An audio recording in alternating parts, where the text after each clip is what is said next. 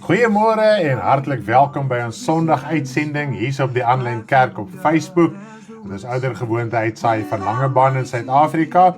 Nou ja, ek verwelkom u vanoggend en u is meer as welkom om tyd in ons teenwoordigheid ook te spandeer en met dit gee ek vir die geleentheid om die boodskap te deel daar na jou Facebook tydlyn sowel as jou WhatsApp status toe. Are you longing to be satisfied?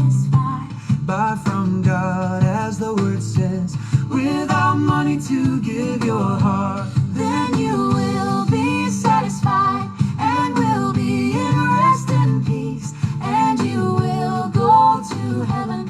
Hallelujah. Are you hungry? Are you thirsty? Are you longing to be satisfied? Buy from God, as the word says, Without money to give your heart. then you will be satisfied and will be in rest and peace, and you will go to heaven. Hallelujah.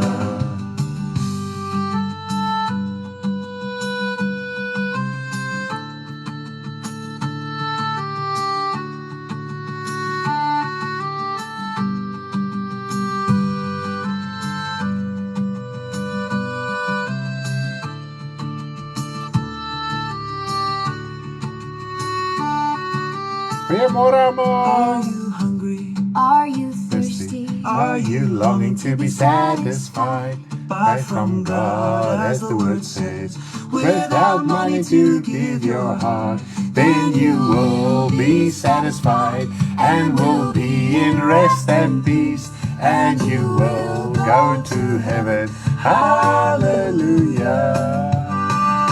Ons speel hom nog een keer, dan sing ons so lekker saam vir jy wat nou eers ingeskakel het. Are you Hungry? Are you thirsty? Are you longing to be satisfied?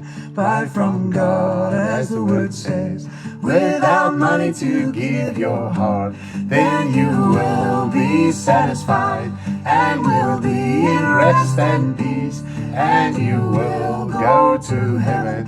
Hallelujah. Are you hungry? Are you thirsty? Are you longing to be satisfied? Buy from God, as the word says, without money to give your heart. Then you will be satisfied and will be in Rest and peace, and you will go to heaven. Hallelujah. Are you hungry? Are you thirsty? Are you longing to be satisfied? Buy from God, as the word says, without money to give your heart, then you will be satisfied and will be in rest and peace, and you will go to heaven. Hallelujah.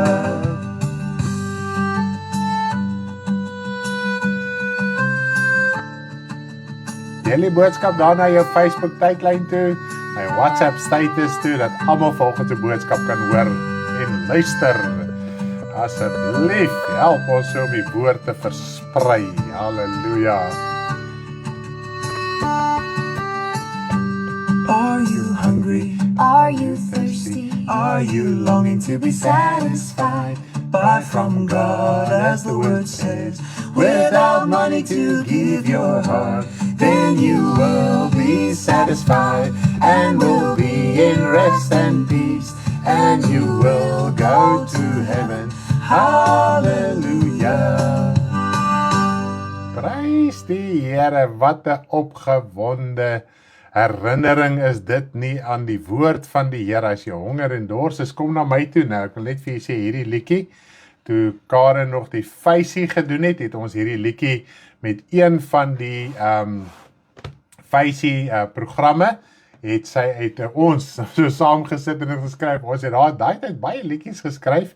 Nou hierdie was een van daai liedere en so ons het hom net daar so 'n bietjie musiek bygekry en nou klink dit sommer net awesome en prys die Here as jy honger en dors het na die waarheid, na die geregtigheid. Toe ek gister weer so die boodskap voorberei en op 'n stadium toe kom ek weer op die skrif af wat hy sê, ek stuur 'n honger in die land, nie na brood, fisiese brood nie, maar na die woord van God. En dan gaan die mense van see na see en van land na land om die woord van die Here te soek.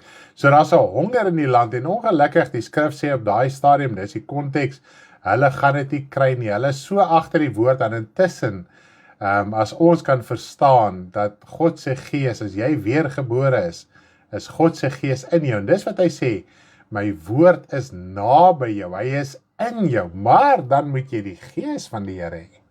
En dit is net amazing. En soos wat jy die Bybel lees, die gees bevestig slegs wat in die Bybel staan, hy sal dit lewend maak, hy sal dit vir jou in jou hart opbring wanneer jy nodig het om daai woord toe te pas en tot uitvoer te bring. En dit is hoe ons elke dag die stem van ons herder kan hoor. Wil jy 'n profetiese woord hê? Wil jy die Here moet elke dag met jou praat? Lees jou Bybel. Lees jou Bybel, bid elke dag, bid elke dag, bid elke dag. Lees jou Bybel, bid elke dag en jy sal groei, groei, groei. Verwaarloos jou Bybel en vergeet om te bid, vergeet om te bid. Vergeet om te bid, verwaarloos jou Bybel, vergeet om te bid en jy sal krimp, krimp, krimp. Nou ja, dit was ook Faisy se intro liedjie gewees. Dit was natuurlik met die Engels, het ons dit in Engels gedoen. Ons gaan dalk bietjie musiek by hom ook kry. Ons gaan so 'n bietjie kyk hoe ons hom kan doen en dan kan uitsorteer dat ons hom ook net so lekker kan saam sing. Ag, en was dit nie 'n heerlikheid nie? Ag, ek wil dit net so noem. Ek wil net eers bietjie met die kuier en gesels voor ons oor gaan na die diens toe. Wil julle ook eers bietjie kuier? Wil julle eers bietjie gesels?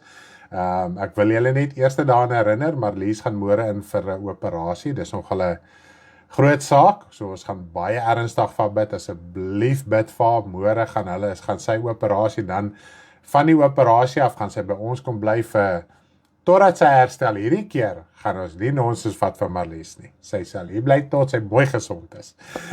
Sorry Caressa, sorry Marlies, Marizali en Cathy, sorry vir julle, sy gaan eers bietjie ons kom bederf met haar teenwoordigheid.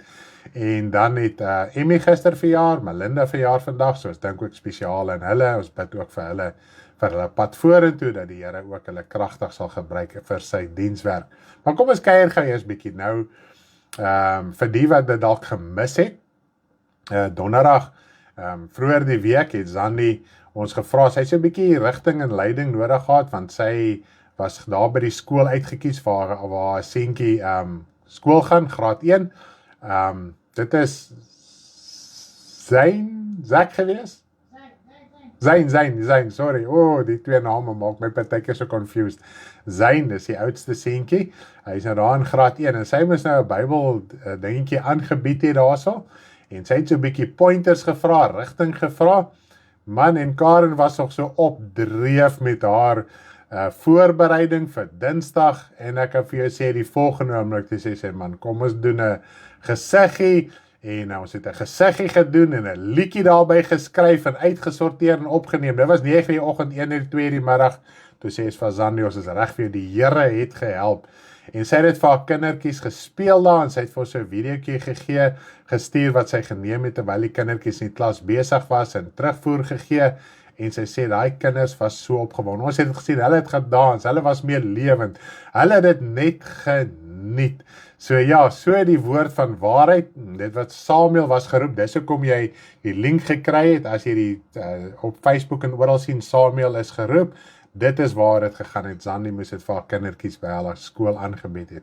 Is dit nie lekker om die evangelie ook so op daai manier te kan uitdra? Nee, dit is gehelp, dat ons 'n bietjie kinderlik ook kan wees, nie kinderagtig nie, kinderlik, maar volwasse in kinderlikheid ook, en ja, so die Here kon ook daarso bietjie gehelp het, en sy het gesê, sy gaan die jaarprogram nog vir ons deurstuur, so ons en Zandi gaan seker nog saamwerk vorentoe.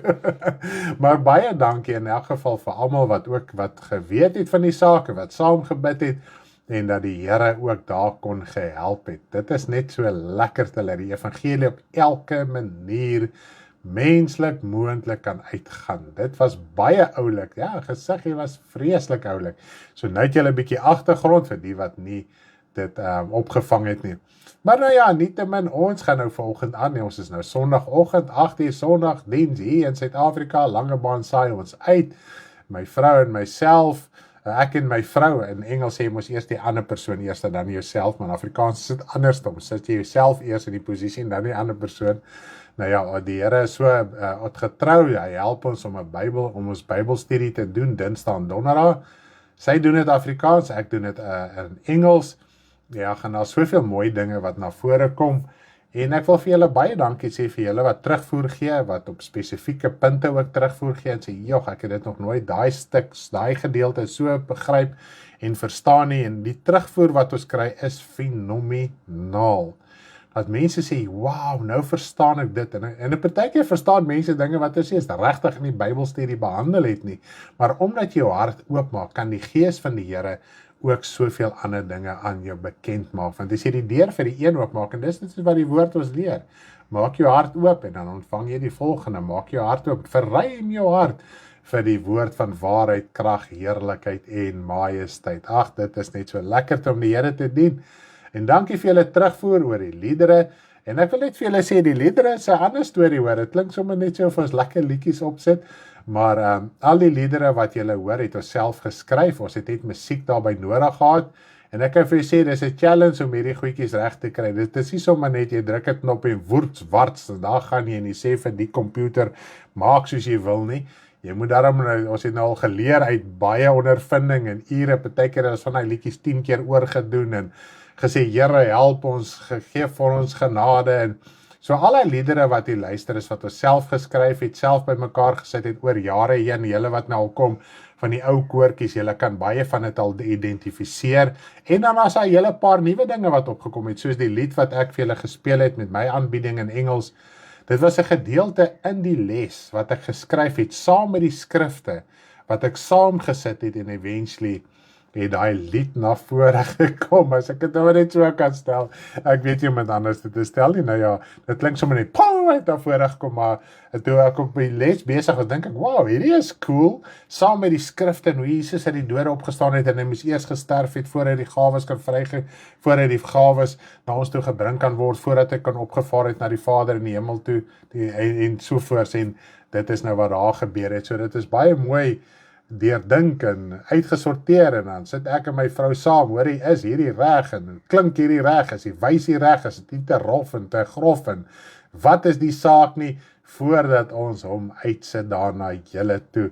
Ja, so ons maak seker dat dit wat julle kry, ons is tevrede, en as jy nie tevrede is nie, laat weet ons. Dan kan ons dit ook nog verder uitsorteer. Ons het maar net 'n bietjie musiek by ons liedere gesoek, dat dit maar net soveel impak ook kan hê, en dat die evangelie op die manier van waarheid ook uitgedra kan word. Want as 'n mens net so lekker saam sing, dan leer jy, word geïndoktrineer met die waarheid. En die leuen, hoekom die leuen so veldwen is, omdat het geïndoktrineer word met musiek, daai ritmiese musiek wat mense heeltyd so sing. Veel lang lied te wees nie, dis gewoonlik mos net daai koorgedeelte wat die meeste onthou van 'n lied. En dit is waar die impak is en die slaankrag ook in die waarheid. Nou ja, dankie vir julle terugvoer ook nou hier op die kommentaar. Ek sien almal is so opgewonde oor die musiek, tot Cynthia daar so uit, Tellery wil uit, sterkte Marlies, okay, dis nou sterkte, bid vir Marliesie, yes. Vir die wat nog nie gehoor het nie, Marliesie gaan môre in vir 'n operasie, is 'n breekoperasie, baie ernstige operasie, groot operasie, sy gaan 'n paar dae in die hospitaal wees, dan gaan sy na ons toe kom. So bid ook vir ons, dat ons ook haar kan help. My vrou gaan natuurlik aan stuur van sake daar wees, want is vrou teenoor vrou, so ja, en bid ook dat die Here ook maar vir Carissie en Marizelle help dat nie te veel na mamma vir lang skool te bank nie, want nou moet hulle nog skool toe gaan, hulle skool is 30 kilos van ons af, so hulle gaan in die week in die koshuisie daar slaap, want daar is 'n koshuis by die skool, en dan in die week gaan sy hierso by ons wees, totdat sy gesond is, maar lees hierdie keer gaan jy gesond wees. Baie keer gaan jou boude slaan as jy wil stout wees. Nou ja, nietemin, dankie vir almal se liefde, en baie dankie dat julle kindergoeders ook met ons gedeel het. Ons het gister weer van die Pieters woning gekry, hoe ou Eitjie en Gappie en almal so lekker atletiek gedoen het, ons geniet, want julle kinders is ons kinders, en ons kinders is julle kinders, en so, dit is hoe dit mos maar werk, en ek kan vir jou sê, dat dit is so lekker om te sien, dat jou kinders, ons gaan slaan met soene, dis net so. Ons gaan sulke klapsoene gee, die klappe wat ons hier uitdeel is klapsoene. En dis lekker om ook 'n bietjie deel te wees van julle kinders en wat hulle doen ensovoort. So baie dankie daarvoor, ons waardeer dit geweldig baie. En Bernardus wat sy learners gekry het, nou dis nie meer klein Bernardus, dis nou nie junior Bernardus, is al wat ons kan sê. So Bernardus, jy moet nou mooi oefen dat jy jou lisensie sommer one time kan kry, né? Is daar nog ietsie? Ja, ek wil net by my vrou hoor of daar nog ietsie is. Nee, ons is reg. Een groot familie. Ag, baie dankie dat julle met ons bly gesels. Sommer oor alles en dit wat in jou hart is en oor die skrifte wat sin maak en nie sin maak nie. Baie dankie vir die vrae wat ons gekry het. Ons het lekker vrae. Ek weet nie wat van Konet nie.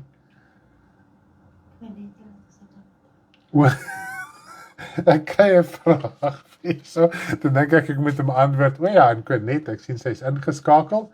Nou ja, ek het groot nuus ook daarso, Konet, ek hoop nie ek jump the gun nie. Maar sy, hulle gaan trou die 27ste Maart. Ja, April. Ek weet is die 27 het daarom reg gehad, Konet. Sorry, ek is 'n man, so don't take me personally, okay. So dan gaan hulle trou, so dit is net amazing. So ons bid vir hulle ook vir 'n geseënde huwelik en vir al hulle reëlings wat hulle doen, dat dit alles sal reg uitsorteer ook in daardie opsig. Dan het ons ook 'n groot saak. Ons weet Konet het haar hart en haar lewe met die Here reggemaak en sy wil graag gedoop word voordat sy trou en so ook aanstaande. Nadat hulle getrou het. Nadat hulle getrou. Hulle wil doop nadat hulle getrou het. Sorry Konet, dis 'n man probleem hierdie hoor.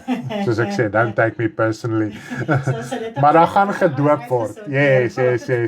Daar gaan getrou. Daar gaan getrou word. Ons gaan nog lekker pad met hulle stap en dan gaan ons hulle ook kan uitsorteer met die doop ook in daai saak. Daar sê, so dit is nou 'n bietjie familiekuier tyd spandeer, lekker gesels en dan gaan ons eers bid. Ons het vanoggend ook nagmaal en dan gaan ek met julle gesels oor vergifnis. Dis actually 'n saak wat Koos het my so Vrydag of wat ook al gebel.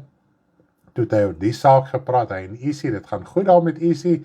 Hulle sê dit gaan nog so 'n bietjie op en af daarso met die gesondheid, maar dit gaan daarin beter. So op en af en beter. So ja, net om vir julle terugvoer te gee met daardie saak ook. So prys die Here daarvoor. So ek gaan dus 'n bietjie gesels oor wat ons gepraat het oor die foon.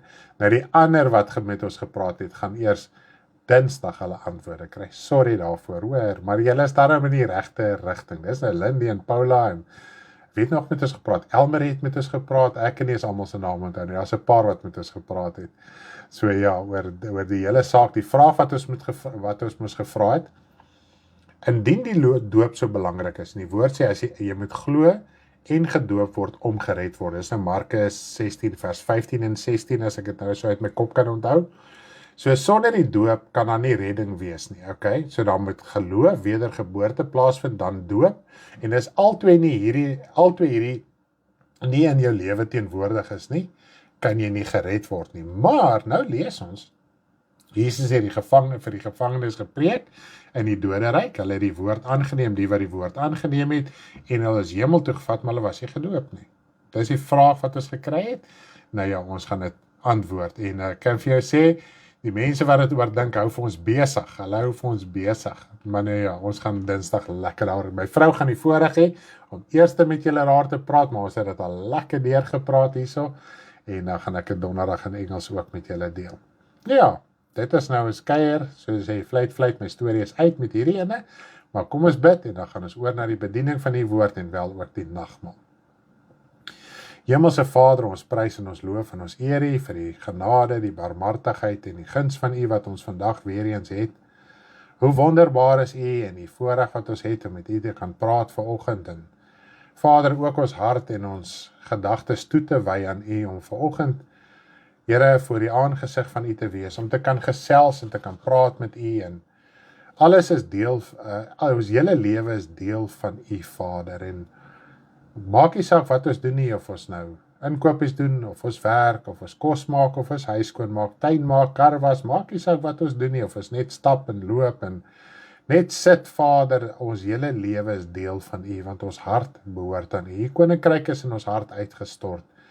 Vader, en ek dank U dat U vanoggend weer eens ons gebedes verhoor. Ons het die versekering daarvan, want U leer dit vir ons uit die woord uit, soos wat die Here Jesus het kom duidelik maak het en so bevestig is deur al die ander heiliges. Ons dank U daarvoor, Vader. En vanoggend wil ons eers bid vir Marlies, wat môre moet ingaan vir 'n operasie, en ons vra dat U asseblief sal help, en dat U die dokter en die personeel wat haar moet opereer en na die tyd moet versorg, sal bystaan in insig en wysheid. Dis een van die kinders, en U sê, U sorg vir die kinders, U gee om vir die kinders, U help U kinders. Vader, en ons bid U dat U dit asseblief sal doen. Here my God, ons weet U is die God van genade, guns, barmhartigheid en heerlikheid.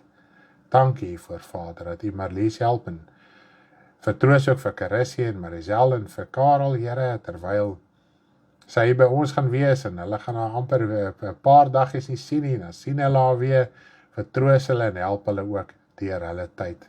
Vader, ons prys U in Jesus se naam. Ons bid ook vir Emmy, ons bid vir Melinda, is nog 'n jaar in hulle lewe wat verby is, nog 'n jaar, en Vader, en ons wil vra dat daar was baie uitdagings, daar was baie dinge wat hulle moes uitsorteer, besluite wat hulle moes maak, en as vrouens ook staan in hulle geloof te midde van al die uitdagings wat rondom hulle is, en die ywer wat hulle in die dag lê om dit so maklik en leefbaar as moontlik te maak vir almal om hulle. Wil ons vra in hierdie jaar wat voorlê, dat U, en nie net in hierdie jaar nie, maar in hulle lewenspad wat voorlê, dat U hulle sal help, en dat hulle altyd nigter sal wees om staande te kan bly, om op te kan staan, en U te kan dien en die naam te kan uitdra soos wat hulle dit reeds doen, 'n getuie te kan wees vir U koninkryk. En ons dank U vir Vader in Jesus se naam. Vader, ek wil vra dat U my vandag sal help, en dat U ons almal sal help, dat ons hart kan oopmaak en verruim vir die waarheid van U woord. Ek loof en ek dank U in Jesus se naam. Amen.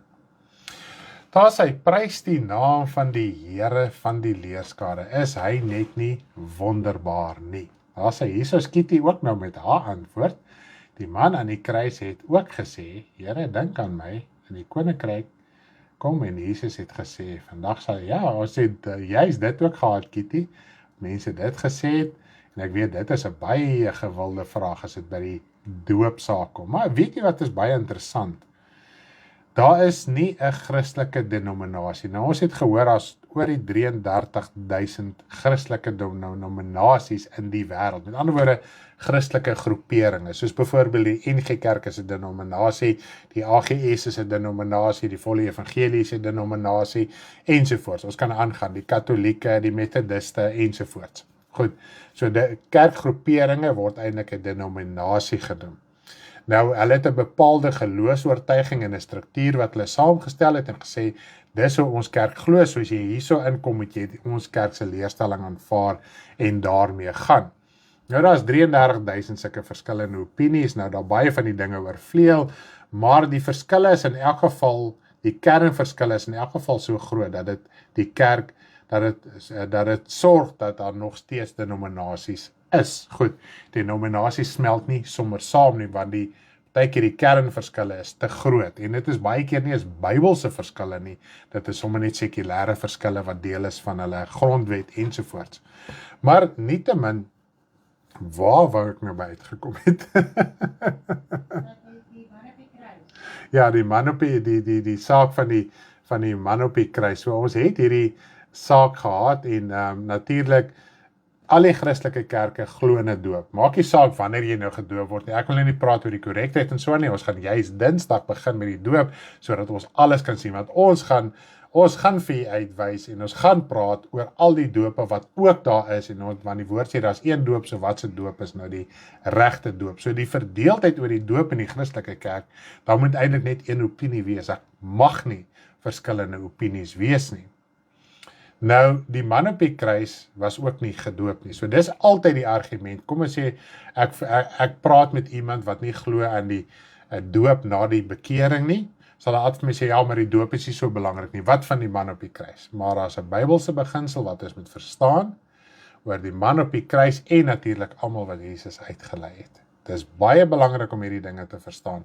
Anders te gaan ons heen en weer gegooi word. Maar nietemin, dis net so 'n bietjie grondwerk vir Dinsdag wanneer my vrou met julle gaan gesels en dan ek Donderdag verder ook. Ja, ek gaan vanoggend heel eers die nagmaal bedien. Dan gaan ons oor na die boodskap toe.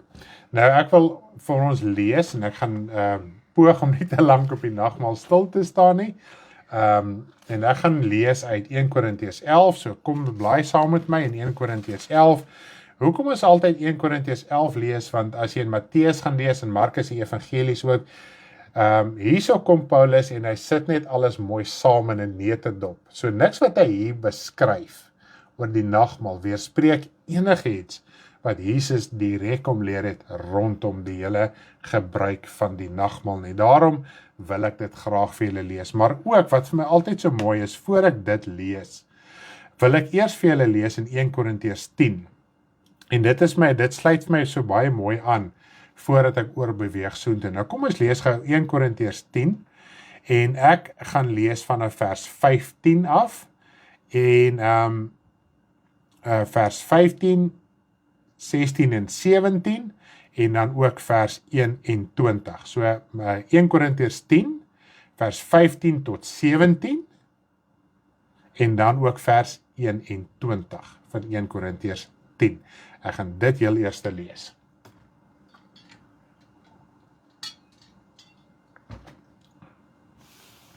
Ek spreek soos met verstandige mense, oordeel self wat ek sê. En dit is my altyd so mooi as die woord sê verstandige mense, dan dink ons aan die wyse maagde, die verstandige maagde, né?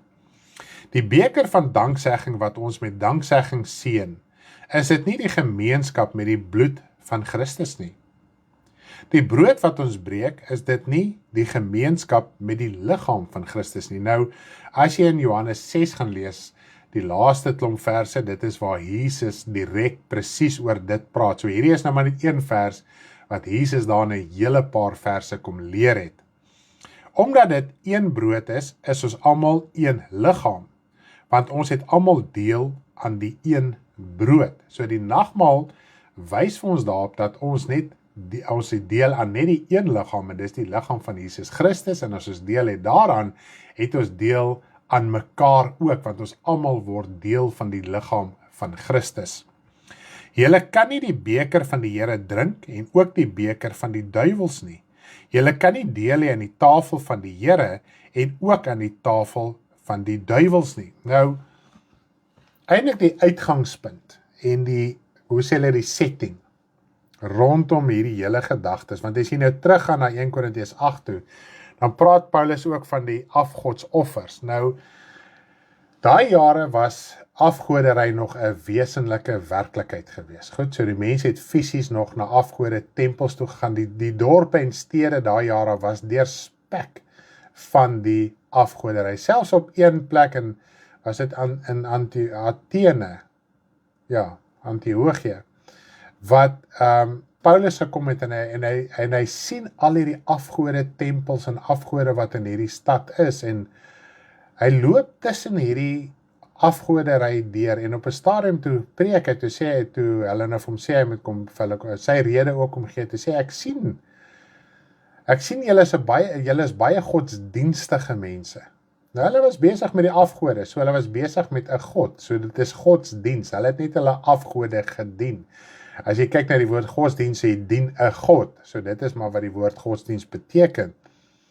En hy sê, maar ek het een standbeeld daar gesien, een saak daar gesien. Hierdie saak is, wat julle aanbid, word toegeskryf aan 'n onbekende God.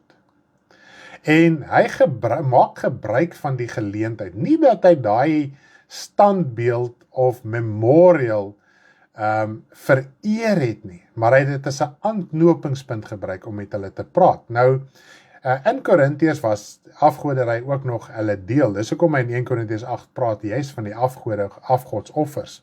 So wat gebeur hier? Die kinders van die Here, hulle het natuurlik nou die Here gedien, hulle het by mekaar gekom, want hulle by mekaar moes gekom het, maar dan het hulle ook baie keer nog, was hulle deel van die afgoderry gewees, want dan in Korintiërs hoofsaaklik was 'n gemeente wat van die heidene tot bekering gekom het. Hulle het uit die heidense gemeenskap gekom wat afgoderry aanbid het.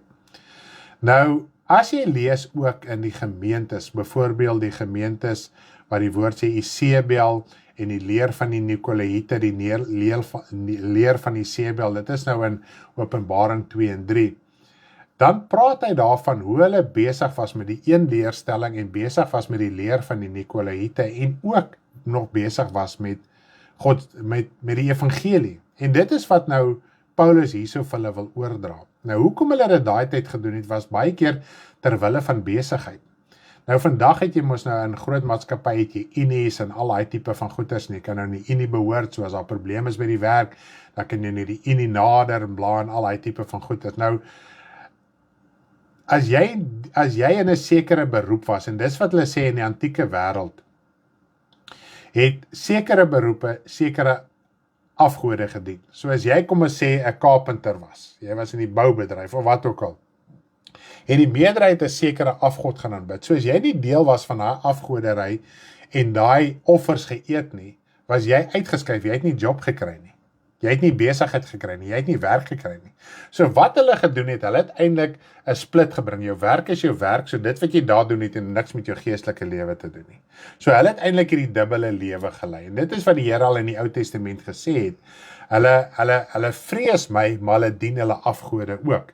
So tot daai stadium was dit nog 'n fisiese saak geweest, terwille van materiële voorspoed, familiebande, sentimentele dinge, daar was baie redes, maar die hoofredes was maar, hoor hierso, ek wil nie uit die gemeenskap uitgeskei word en uit my familie uitgeskei word nie, want families het ook sekere afgode, soos my pa nou hierdie afgod aanbid het, almal moes daai afgod aanbid het. Dis hoekom die Here mos nou vir Abraham weggeroep het, is om weg te kom van daai afgodery. Nou, omdat my pa nou in 'n sekere Christelike kerk groot geword het, nou moet ek nog steeds na daai sekere Christelike kerk toe gaan, want dit is my tradisie.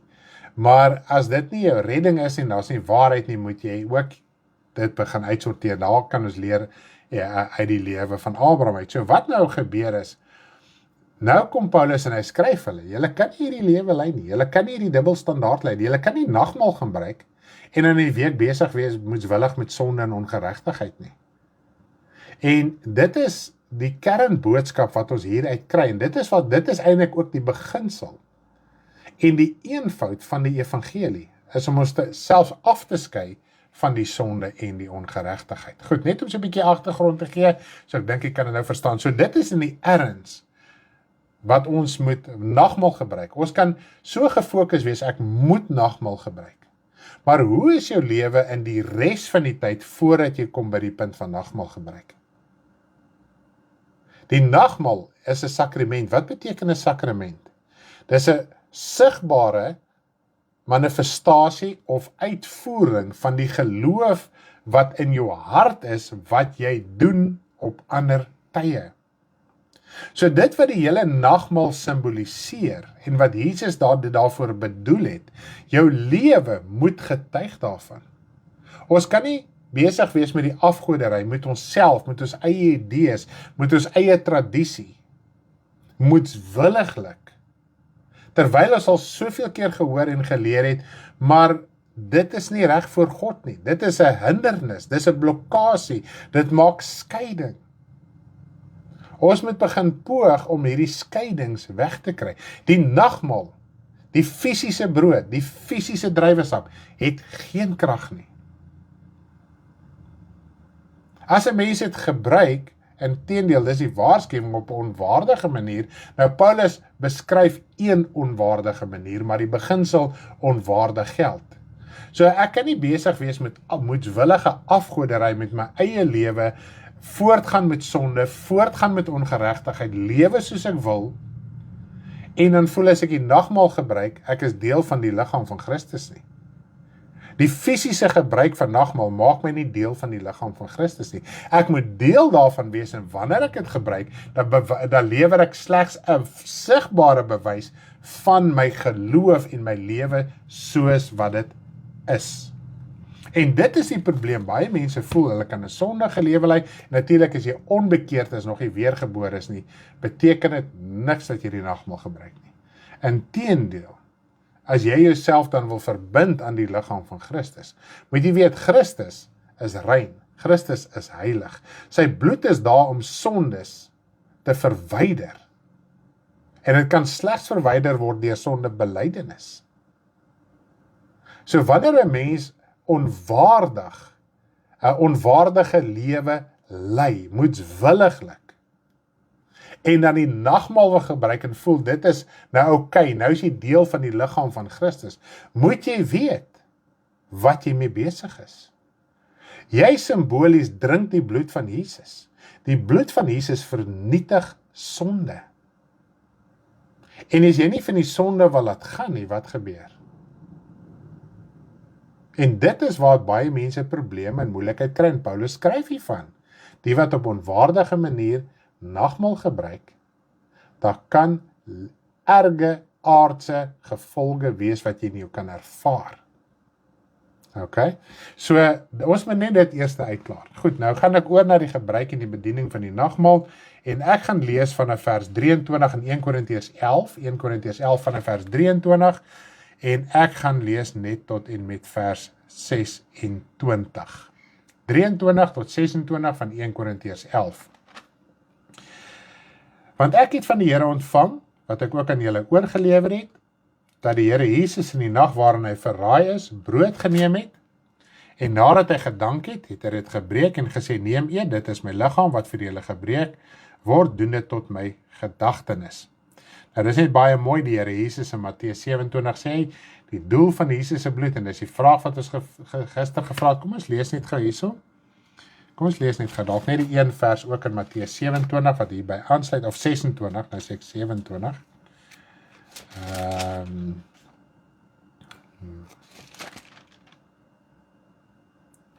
Matteus 26, ek gaan net hierdie een vers lees, Matteus 26 vers 28, wat net die saak van die bloed van Jesus uitklaar. Dis die vraag wat ons op die quiz gister gevra het, op die WhatsApp channel. Dankie dat julle almal so wakker en wys was ook in daardie saak. Sê, want dit is my bloed, die bloed van die Nuwe Testament, wat vir baie uitgestort word tot vergifnis van sondes. So dit is baie duidelik, die enigste doel wat die bloed van Jesus het, is die vergifnis van sondes. Wanneer ons sondes bely, word ons gewas deur die bloed van Jesus Christus. Kom ons kyk gou, wat is die kommentaar hier. Dankie weer eens vir die skrifte daarso, Peer, ek waardeer dit geweldig baie. Voor ek tot wedergeboorte was ek kerklidmaat, hierdie dings maak nou so snaaks, ek kan skaars die woorde lees. As ek sonder die nagmaal laat voorstel, ek verstaan dat die mens jou hart vir die Here gee en die nagmaal gebruik, want ek redeneer vatbaarheid en ek heel sonde lewe 1 keer per maand. Yes, dit is so, ek hoor wat jy hier so sê, Ancient, dit is presies net so. Nou kom ons lees vers 25. Net so ook die beker na die ete met die woorde, hierdie beker is die Nuwe Testament in my bloed, doen dit so dikwels as julle daaruit drink tot my gedagtenis. Want so dikwels as julle hierdie brood eet en hierdie beker drink, verkondig julle die dood van die Here totdat hy kom. Nou die Here Jesus het gesterf en het opgestaan uit die dode, die Vader het hom opgewek deur die Gees, Jesus het sy lewe gegee deur die Gees, en daarom doop ons in die naam van die Vader, die Seun en die Heilige Gees, om erkenning te gee aan die Vader, die Seun en die Heilige Gees, wat betrokke was by Jesus se sterfting. Jesus, die Seun van God, hy het gesterf, maar met die krag van die Heilige Gees in hom, het hom die krag gegee om wel dit te kon deurvoer, en toe die Vader hom deur die Gees opgewek, en daarom gee ons erkenning aan die Vader, die Seun en die Heilige Gees, net so terloops. So wanneer ons kyk na hierdie gedeelte, oor die nagmaal, praat die Here Jesus en hy sê die brood is simbolies van sy liggaam, en dan ook die beker is die Nuwe Testament in sy bloed, wat in my bloed, doen dit so dikwels as julle daaruit drink. Nou die bloed, die doel van die bloed van Jesus is die vergifnis van sonde. So wanneer jy die bloed van die Here Jesus simbolies drink, dan sê jy verklaar, jy bely jou sonde, sodat die bloed van Jesus dit kan reinig, en jy ontken nie die bloed van Jesus nie, maar jy gee erkenning aan die bloed van Jesus ook, wat jou sonde kan reinig en wegwas. Nou voordat ek oorgaan na die fisiese gebruik van die nagmaal, wil ek net eers vir ons 'n gebed doen, en as ek klaar die gebed gedoen het, dan gaan ons oor na die fisiese gebruik van die nagmaal. Hemelse Vader, ek wil vir U baie dankie sê dat ons die geleentheid vanoggend het om die nagmaal te kan gebruik. Te kan herdenk die dood van ons Here Jesus Christus. Vader, ons gaan die brood gebruik vanoggend as simbolies van sy liggaam, dat ons deel is van sy liggaam. Ons gaan die druiwesap drink as simbool dat sy bloed ons reinig, skoon was van ons sonde, van ons ongeregtigheid, Vader. En ek wil vir U baie dankie sê dat U ons op hierdie manier kon verlos en vrymaak, en dat ons die geleentheid het om dit so te kan verkondig, ons geloofsbelijdenis so te kan uitleef. Vader, ons loof hiervoor in Jesus naam. Amen. Nou ja, ek gaan oor na die bediening, na die fisiese breek van die brood ensovoorts. Nou as jy wel broodjie het, kry dit nader, jy kan 'n stukkie afbreek, en dan kan jy daarvan eet. So Jesus het gesê, dis die brood is my liggaam wat vir julle gebreek is, doen dit tot my gedagtenis. So vat 'n stukkie brood en eet dit, en dink aan die Here Jesus wat gesterf en opgestaan het uit die dode. That flows from deep within. There is a fountain that frees the soul from sin. Come to the Lord, there is a vast supply. There is a river that never shall run dry. There is a river that flows from deep within. There is a fountain that frees As jy die the broodjie soul geëet het, from en almal het gekry saam met jou, dan kan jy ook die druiwesap neem, wat die Here Jesus gesê het, dit is my bloed wat gestort is, die bloed van die Nuwe Testament tot vergifnis van sondes. a river that never shall run dry.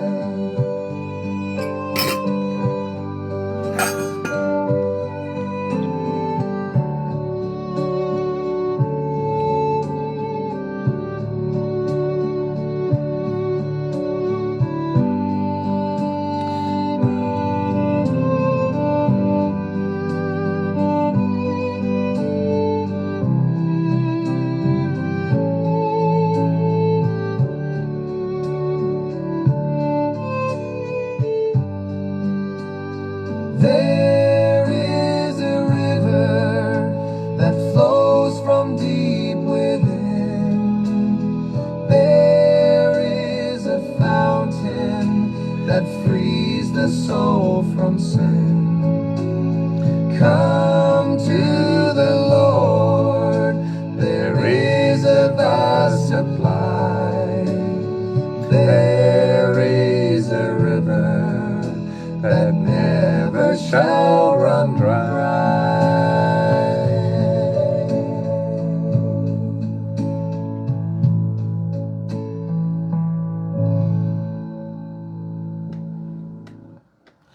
Sy, ons hoop jy almal het wel deel gehad aan die nagmaal, vir die wat kon en wat voel dit is, hulle is waardig genoeg om dit te kan gebruik. En weer eens, dit gaan nie oor het jy sonde of nie sonde nie.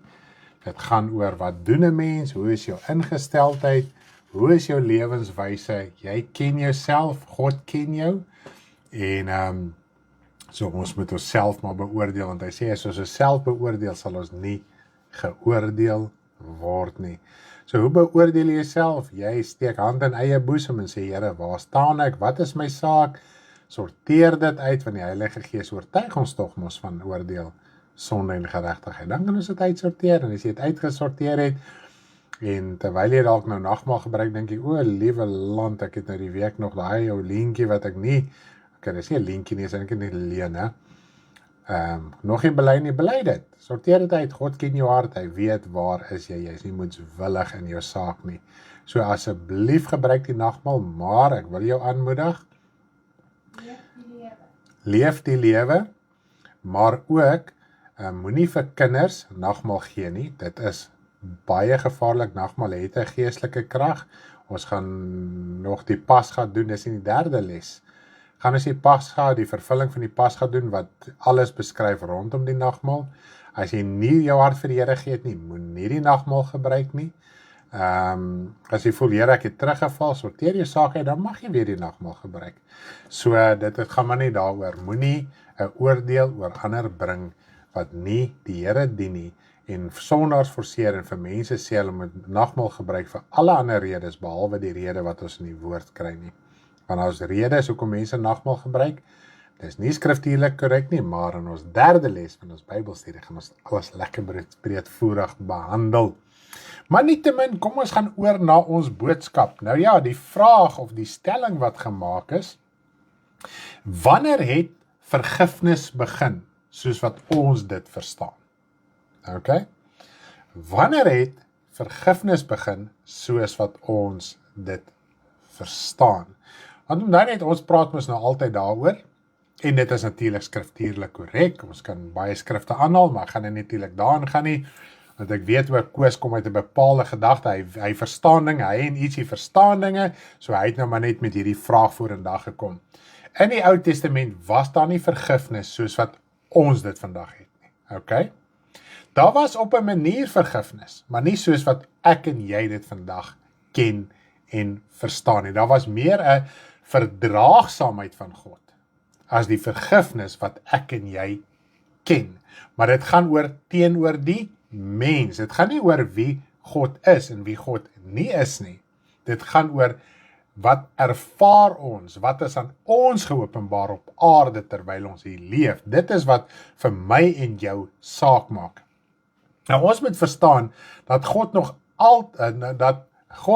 altyd 'n God van vergifnis is, want hy verander nie. God verander nie. So, as daar vandag vergifnis in hom is, was daar vergifnis in hom van die begin af. Okay? En dit is wat ons moet verstaan. So ons gaan vandag dit bietjie deurpraat, uitklaar, lekker hieroor gesels. So asseblief gesels saam met my, praat saam met my. As net partykeer dan raak hierdie kommentare sommer vir my so hier de mekaar in my kop, maar nietemin, ek gaan bly en ek gaan kyk hoe julle kommentare lewer, so ons kan so 'n bietjie daaraan voortgaan met die saak. Reeds in die Ou Testament openbaar hy homself as, en kom ons lees gou hierson, Exodus 34 vers 6 tot 7. Exodus 34 vers 6 tot 7. Nou ja, kom ons lees gou hoe God homself openbaar, en hierdie is woorde wat God self aan Moses gesê. Dit is toe Moses die tweede keer op die berg geklim het. Die eerste keer was toe hy afgeklim het en was die 10 tafels gekry, die 10 gebooie, die twee kliptafels, die volk het oreer, hy het dit neergegooi en het dit gebreek, en na verloop van tyd, toe sê die Here van, kom weer op die berg, ek wil weer vir jou die 10 gebooie gee, ensovoorts. Goed, so net om vir julle in die prentjie te bring, hiersom. En toe die Here by hom verbygaan, het hy geroep. Dit is God wat geroep het. God het dit aan Moses bekend gemaak. Here, Here, barmhartige en genadige God, lankmoedig en groot van goedertierenheid en trou, wat die goedertierenheid bewaar vir duisende, wat ongeregtigheid en oortredinge en sonde vergewe. Tot op hierdie punt klink dit nou baie goed. God vergewe, hy vergewe ongeregtigheid, hy vergewe oortredinge, hy is barmhartig tot Jona. Hy het die Here vir Jona Nineve gespaar het. Was hy woedend toe die Here vir Nineve gespaar het? En wat het Jona gesê? Jona, ek het geweet, U is 'n God, groot van goedertierenheid en barmhartigheid, en een wat berou het oor die onheil wat U gespreek het. So natuurlik, Jona het geleer vanuit sy Joodse tradisie uit. Maar kom ons lees verder, en ons gaan daar ook oor praat. Maar nooit ongestraf laat bly nie, wat die ongeregtigheid aan die vaders besoek, aan die kinders en aan die kindskinders, aan die 3de en aan die 4de geslag. Nou ja, hoe moet ons dit verstaan? Eers sê God, hy vergewe al die oortreding, dan sê hy, nee, ek besoek dit ook aan die mensekind. Goed, kom ons praat hieroor vandag. Dit is, ek weet nie, so 'n jaar of 3 terug seker, het ek so 'n paar dienste gehad, wat ek gepraat het oor die kontraste, die oënskynlike kontraste in die evangelie. Nou, hierdie is een van die kontraste, dit is so en dan is dit so.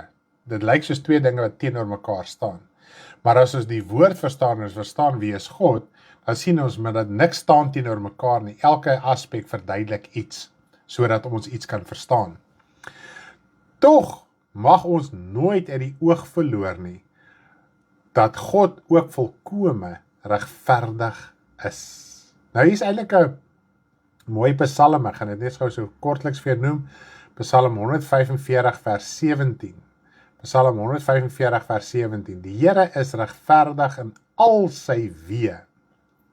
En dan ook, en geregtigheid en reg is die fundament van sy troon. Dis nou Psalm 89 vers 15. So net om vir jy te sê, God is regverdig, daar's geregtigheid by God. Dit is sy fundament. Okay? So dit is waar hy bou, sy liefde is regverdig. Sy vergifnis is regverdig.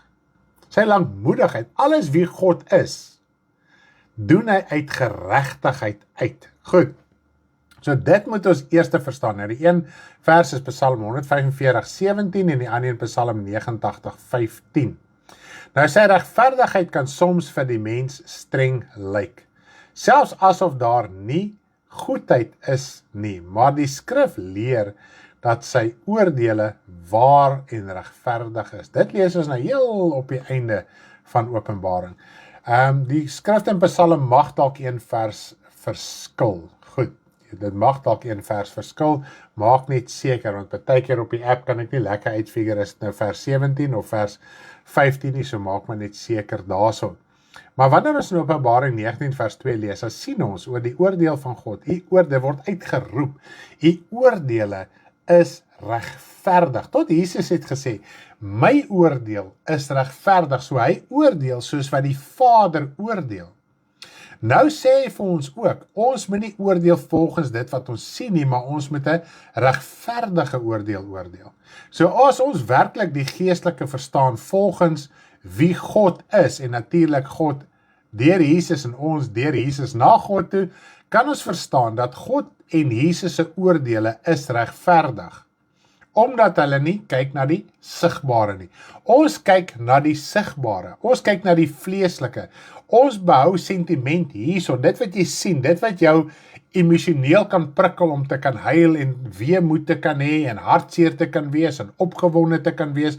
Ons oordeel volgens dit. Ons oordeel volgens dit wat uiterlik mooi en lelik is. Ons oordeel volgens dit wat ons sien. Daai ou doen daai uiterlike sonde. Ek kan onthou toe ek tot bekering gekom het en het ek een ding geleer, dat ek het nie omgegee omdat ek myself geken het. Ek het nie omgegee hoe die ou uiterlik lyk nie. Nou daai jare het ons nog in Heilbroustraat werk gedoen.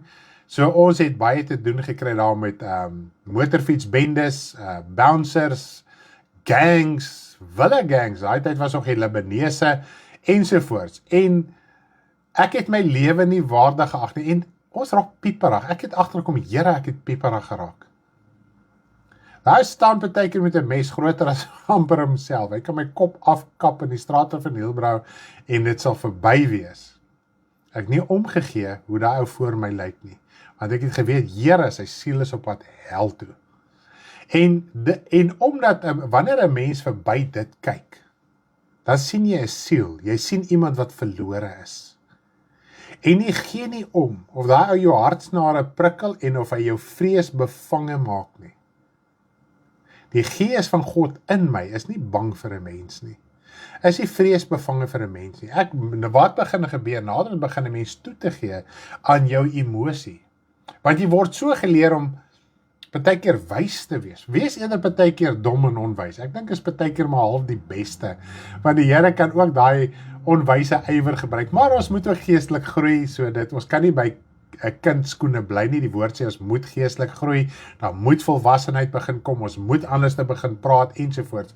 Maar dan in die proses dan val ons terug na 'n saak toe wat jy mense om jou vrees. Jy vrees jou omstandighede, maar as ek dit gaan los, gaan ek nie geld hê nie. As ek dat gaan los, gaan ek nie werk hê nie. As ek dit gaan los, gaan daai dalk my skade aan doen. Die ou gaan my sleg sê, ensovoorts, ensovoorts, ensovoorts. Ons moet nie bang wees nie. Ons moet net voortgaan. God se Gees sal ons ondersteun. Nou kom ons praat hieroor dat God nooit ongestraf laat bly nie. Wat die ongeregtigheid van die vaders besoek aan die kinders, aan die kindskinders, aan die derde en die vierde geslag. Kom ons praat gou daaroor. Almal in die Ou Testament het hulle straf vir sonde gekry. Almal. Nou, op aarde, as jy kyk na die wet wat daar ingeskryf was, dis amper asof dit in die Ou Testament partykeer nie volbring was. Partykeer was dit, partykeer was dit nie. Okay? Maar tog, almal in die Ou Testament het hulle straf gekry as gevolg van die sonde wat hulle nog gedoen het in die Ou Testament. Die feit dat daar straf was, maak nie dat God nie vergifnis in hom het nie, maar dat hy regverdig oordeel. Goed? So almal in die Ou Testament het straf gekry, maar dit maak nie dat God nie vergewe nie, maar dat sy oordeel regverdig is. Nou sonder vergifnis is daar nie nigterheid om regverdig te oordeel. En ek dink hierso lê ons probleem. Nou gister se voorbereiding, ek klik hierdie saak. Vergifnis veroorsaak lankmoedigheid. Nou ons onvergewensgesindheid is ongeduldig en reageer uit impuls. Okay? En hierdie is my so baie mooi. Ons het nou vroeër net verwys na Psalm 89. Ek wil gou hier verwys na Psalm 85. Net gou so vinnig. Net om hierdie punt te staaf wat ek so pas vir julle gesê het. Psalm 85 vers 14. Psalm 85 vers 14.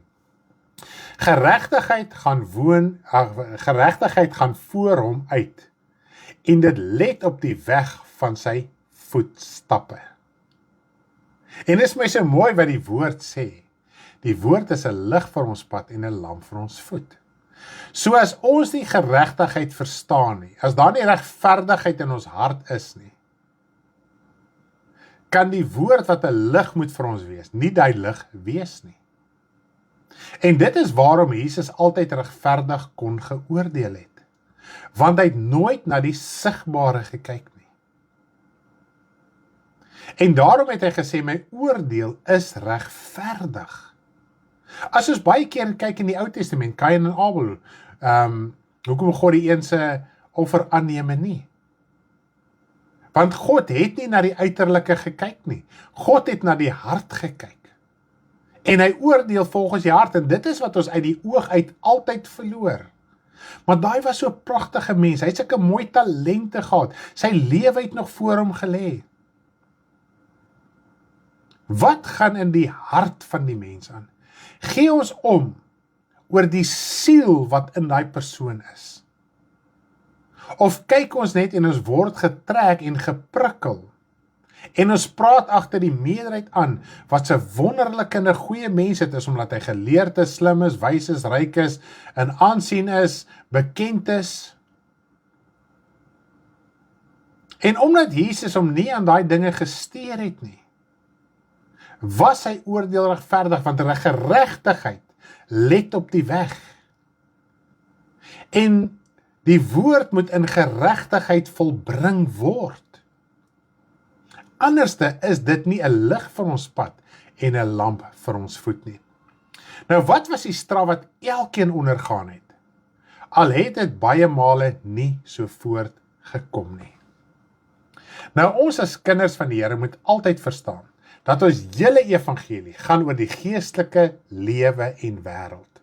Nooit oor die aardse nie. Nou hierdie is die grootste gebrek, glo ek, in die Christelike kerk.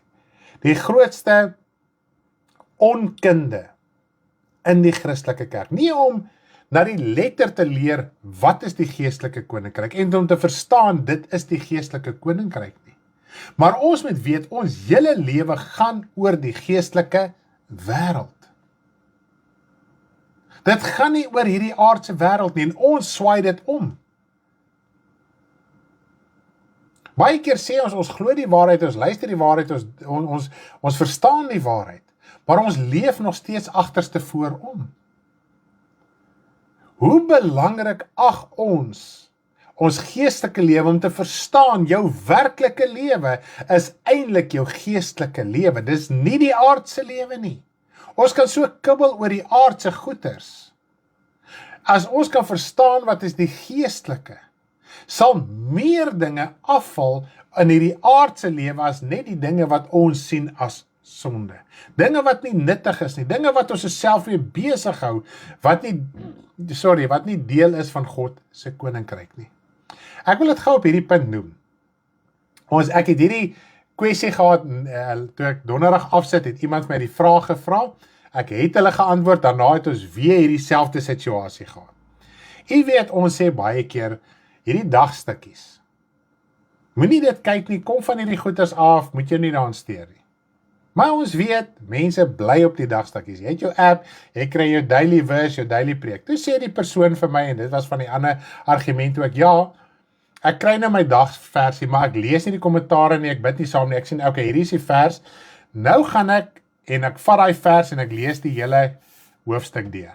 Nou oordink ek die hoofstuk vir die dag. Okay? Is dit verkeerd? Hoekom kan ons sê dit is verkeerd? Okay, my woord van die Here te lees is nooit verkeerd nie. Okay, maar kom ek verduidelik gou vir iets, jy's op hierdie punt van geestelik. Almal wat vandag luister, en wat 'n pad al saam met ons stap in die bediening, jou begeerte is om hemel toe te gaan, nommer 1. Jou begeerte is, en jy het verstaan, daar was baie vir dinge wat jy verkeerd geglo het, ek moet praat van fundamentele leringe, en die Here Jesus, die woord is duidelik, ek gaan nie daar baie detail in nie, as daar fundamentele leringe in ons lewe verkeerd is, gaan ons ook verlore gaan. Okay. So nou wil jy dit uitsorteer, jy wil dit reg kry, sodat jy kan seker wees, jou saak is reg om hemel toe te gaan. Nou die Here, omdat jou hart so is, het die Here toegelaat en het jou die pad oopgemaak om uiteindelik by 'n woord uit te kom wat dit vir jou kan duidelik stel en kan uitspel en 'n pad saam met jou stap. So dit beteken God wil jou laat geestelik groei en in die groeiproses moet daar dinge sterf. Die woord is duidelik, as iets nie sterf nie, kan iets nie opstaan en dis die simboliek van die doop ook. Ons moet sterf sodat die lewe van Christus in ons kan groei. En dis 'n daaglikse proses. As iets nie sterf nie, kan iets nie groei nie. En ons wil groei sonder om te sterf. En Jesus het daai beginsel vir ons geleer, jy moet elke dag jou kruis opneem. Wat beteken dit? Om te kla oor die omstandighede? Nee. Om te sterf na die ou mens, na die ou denke, na die ou tradisies, na die ou lewe. Okay? Nou, begin die Here, kom, nou sit nou die Bybelstudie begin. Nou begin die Here, want hy wil hê, jy moet geestelik groei, jy wil geestelik groei, jy is boots and all and there we go. Nou het jy die Bybelstudie lekker deurgaan, jy het jou manual by jou handleiding gehad, jy het bietjie daaruit gelees ensovoorts. Maar nou as die Bybelstudie klaar is, handleiding toe een kant, wag ek vir my dagstukkie. Wat gebeur? Ek wil net vir iets wys. Dit bring verwarring in jou gemoed. Want God is besig, want hy wil hê met geestelik groei. En om dan net geestelik te groei, is die pad van die os. Hy ploeg en hy gaan diep in. Die woord sê, sit jou fundament diep in, grawe dit diep in. Sorteer jou fundament uit. Sy krake is, sorteer dit uit. Nou gooi die vers jou in 'n ander rigting. So as jy daai vers lees, alles wat jy byvoorbeeld, kom ons sê Dinsdag aand by Karen geluister het, is gone. Nou Woensdag lees jy jou nuwe Bybelvers, so dit is nou 'n nuwe gedagte, en dan spring jy van Genesis, na Daniël, na Openbaring, na Matteus, na die woord, na daai woord, nou spring jy all over rond. Selfs oud en dan, want almal haal mos net die mooi verse, as ek nou met so kan stel, mooi verse uit die Bybel uit. Kom ons sê, daar's 'n profetiese, een vers in 'n profetiese boek, nou gaan lees jy die hele hoofstuk deur.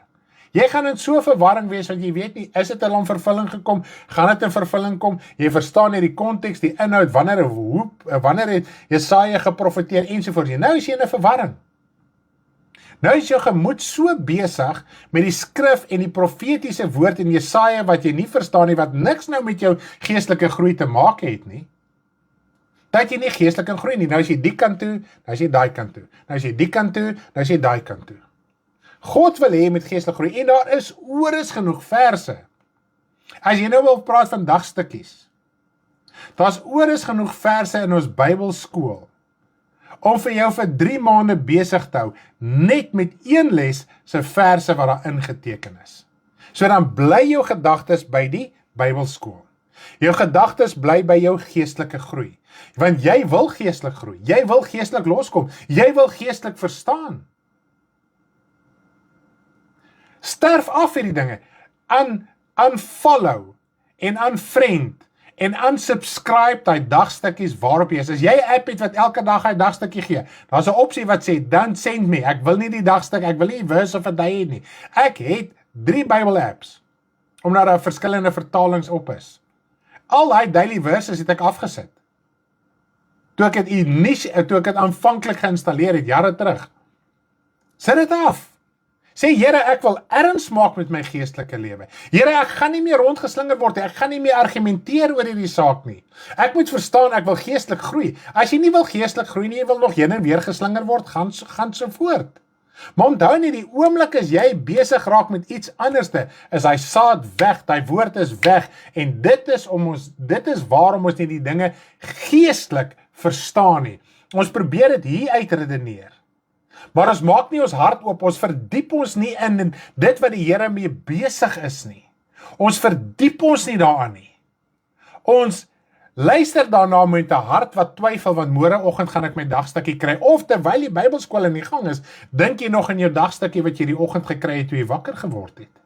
So jou hart is nie daarin nie. En ek wil jou aanmoedig vandag, ter wille van jou geestelike groei. Ek gee nie om aan wat jy behoort nie. Dit pla my nie. Ek sê net vir jou, vandag wil ek jou aanmoedig. As jy geestelik wil groei, vat raad. Raak standvastig. Raak onbeweeglik in dit wat God jou pad verbygebring het. Die gawe wat hy vir jou gee het, gratis en verniet. Sê, Here, ek het dit verniet gekry. Ek moet dit waardeer. Ek kan my verdiep daarin. En dit kan maak dat jy baie ander laste gaan afgooi, en as iemand met jou gaan praat, gaan jy dinge identifiseer en verstaan, want dit is wat hy sê, die ou wat geestelik volwasse is, kan goed en kwaad vir mekaar onderskei. Dit is waarom ons nog heen en weer geslinger word, want dan raak ons besig, kom ons sê, ons praat met een van ons broeders en susters op die foon en wat ook al. Jog, ek het hierdie stukkie gelees. Nou praat julle vir ure oor die stukkie uit die Bybel, ontrafel hom en gaan in rigtings is wat totaal onskriftuurlik is, as om te sê, hoor hierso my suster, jog, gisterand se Bybelstudie was amazing, dit het vir my soveel sin gemaak. Het dit vir jou ook sin gemaak? Nee, ek verstaan dit nie. Nee man, bel gou vir Karen of vir Stanley, dan kan hulle vir jou 'n bietjie mooi verduidelik, maar dis hoe dit vir my sin gemaak het. Dan raak jy besig, daar's 'n groei, daar's verandering, daar's lewe, daar's krag, daar's heerlikheid. So dit gaan oor 'n bemoediging vir jou geestelike voordeel vandag. Nou dit was die hel of die doderyk waarheen elke siel gegaan het, maak nie saak hoe goed en regverdig elkeen probeer het nie. So dis die straf wat elkeen ontvang het. En dis wat die woord van die Here sê, die sonde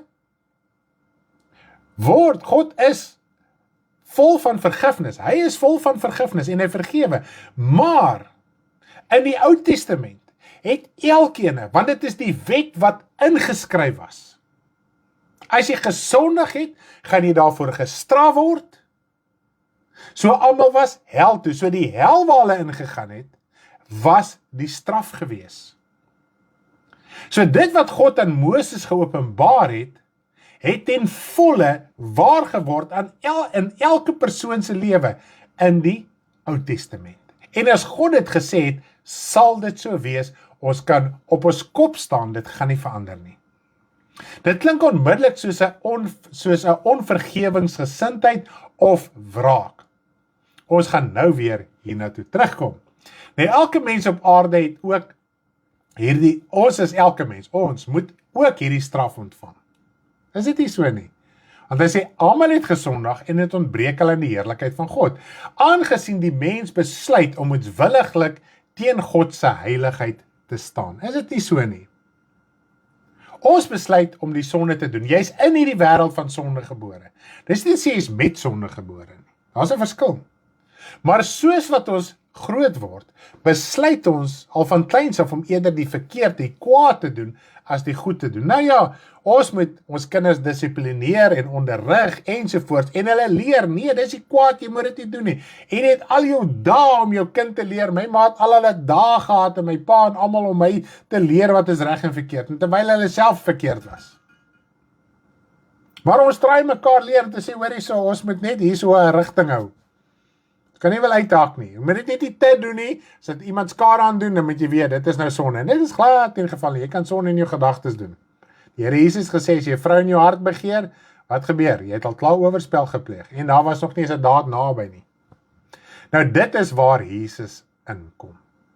Dit is waar Jesus inkom. In plaas daarvan dat die mens die ewige straf moes bly ontvang, het Jesus die straf op hom geneem, sodat ons nie gestraf word nie.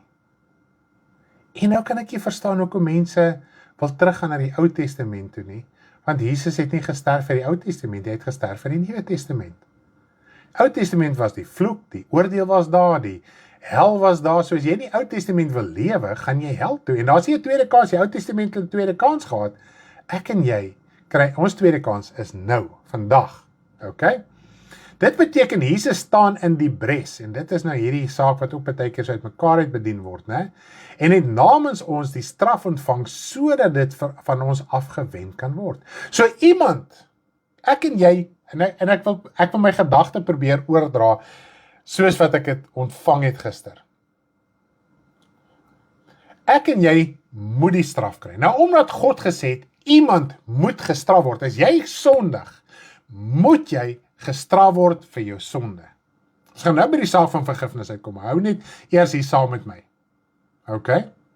Dit is waar Jesus ingekom het.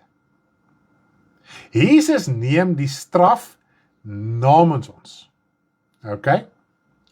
Dit is om ons los te maak van die sonde, om die ewige lewe te ontvang, en nie die straf van die ewige dood nie. So ek en jy moet daar, en iemand het die straf vir ons gevat, en dit was Jesus Christus. Okay? Maar jy moet uitreik en dit aanneem, dis nie outomaties daar nie. So Jesus, as jy die Here Jesus aanneem, die hele straf, die hele vloek, wat op jou lewe moet bly. Wat is die straf? Wat is die vloek? Die dag as jy sterf, dat jy hel toe gaan, dat jy ewig verlore is. Dis die vloek. Dis nie armoede nie, dis nie rykdom nie, dis nie mooi lelik, dis nie gesondheid nie, dis nie siekte nie. Dit het niks met die vlees te doen nie.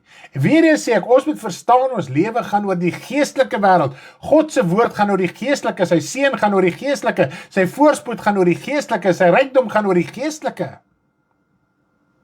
Die armoede, ons het daarvan gepraat, gaan oor geestelike armoedigheid.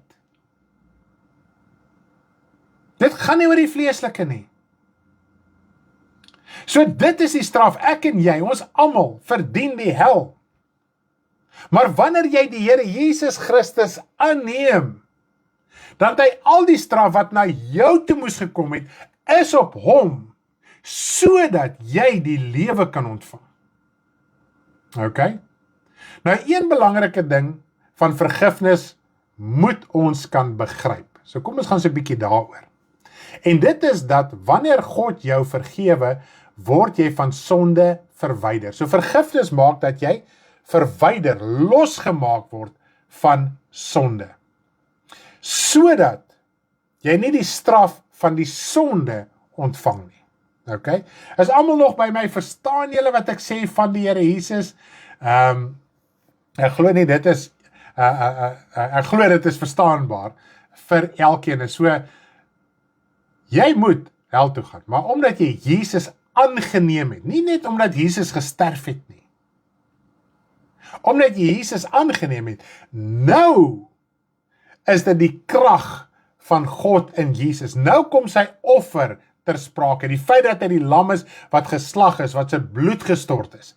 Dit is nou van krag in jou lewe wanneer jy deel word van die liggaam van Christus, want jy moet daarin ingeënt word, jy moet daarin gebore word, jou hart van sonde en ongeregtigheid moet afgesny word, en dis wat vergifnis doen, die dag met jou wedergeboorte, vergifnis was die besnydenis van jou hart, vergifnis het jou sonde losgesny van jou hart, en die doop het dit weggewas, dis jou hele vorige lewe, dis waarom Jesus vir jou gesterf het, maar na jou wedergeboorte, sondig jy weer, en dit is waar sonde belydenis inkom. Want sou 'n kind van die Here nie nodig gehad het om sy sonde te bely nie, beteken dit dat die sondaar ook hemel toe gaan, omdat Jesus gesterf het, en dis eintlik die prediking van vandag. Selfs jy as kind van God, uit God se regverdigheid uit God se geregtigheid uit sy fondasie uit sy fundament uit, want hy sê die ongeregtigheid maak skeiding tussen ons en hom. So vergifnis maak dat ons van die sonde geskei word, dat ons met God versoen kan word, en dit gebeur ook daagliks. Dit begin met jou wedergeboorte, en daagliks moet jy jou saak hou. Hoe weet jy wanneer jy vergewe is? Dis 'n saak van geloof. Wanneer jy jou sonde bely, en dit is waarom die woord te aanvaar. Dit is geloof waarvan die Here Jesus vra. Hoe weet ek my sonde is vergewe? Hoe weet ek is kind van die Here? Dit is waar die probleem in kom. Ons wil ervaar, ons wil voel, ons wil sien, ons wil tas. Nee. As ek gesondig het en ek bely dit, God sê hy is getrou en regverdig om jou die sondes te vergewe wat jy bely. So ek moet aanvaar, God is getrou om my te vergewe. Dis my geloof in hom, en dis wat hy sê, sonder geloof kan ons God nie behaag nie. Ongeag wat ek voel, ongeag wat ek ervaar. As jy pyn in jou liggaam het, voel dit nie of God naby jou is nie. As jy siek is, voel dit nie of God naby jou is nie. As jy besig is met jou daaglikse werk, as jy net normaal is, dit voel nie God is nie by jou nie. Jy moet dit in geloof aanvaar en in geloof daarin wandel, en dit is waar die woord inkom. Ons moet die woord lees, dit toepas en daarin wandel uit gehoorsaamheid sonder gevoel en ervaring en emosie. God gaan nie vir jou sê, Stanley, ek het jou nou vergewe nie. Dis klaar in sy woord. Hy het gesê, as ek dit bely, word ek vergewe, so ek moet dit so aanvaar. Maak dit sin, Lizelle? Is dit duidelik vir jou? Ek glo baie het seker ook maar hierdie vraagie gehad. So asseblief laat weet vir my, is dit sharp so? Is dit okay vir eers? Kom ons gaan voort met ons boodskap. Wanneer jy losgemaak word van sonde, bly sonde sonde. En dit is wat ons nou moet begryp. Okay, ek wil hê, bly by my asseblief. Wanneer jy losgemaak word van sonde, dan net, jy het nou sonde gedoen. Kom ons sê die kant is sonde. Jy het nou sonde gedoen, sonde is deel van jou. Jy word losgemaak van sonde. Ek wil gou vir demonstreer, hier is jy nou. Die sonde, jy is net losgemaak. Die sonde, bly sonde. Dit verdwyn nie. Jy is net losgemaak van dit. So die sonde bestaan nog, dis wat die woord van die Here sê. Die boosheid is elke dag daar, die wêreld is in boosheid vasgevang. Boosheid beheer die wêreld, want Satan beheer die wêreld. So die boosheid is altyd daar. Die versoekings is elke liewe dag daar. Die woord sê, as ek die goeie wil doen, is die kwaad by my teenwoordig. Maar gaan ek my verbind aan die kwaad? En as ek dit vir 'n oomblik doen, kan ek dit bely om losgemaak te word. Maar die sonde bly sonde. Okay? Almal by my? Sonde kan nie gereinig word, sodat die sonde nie meer sonde is nie.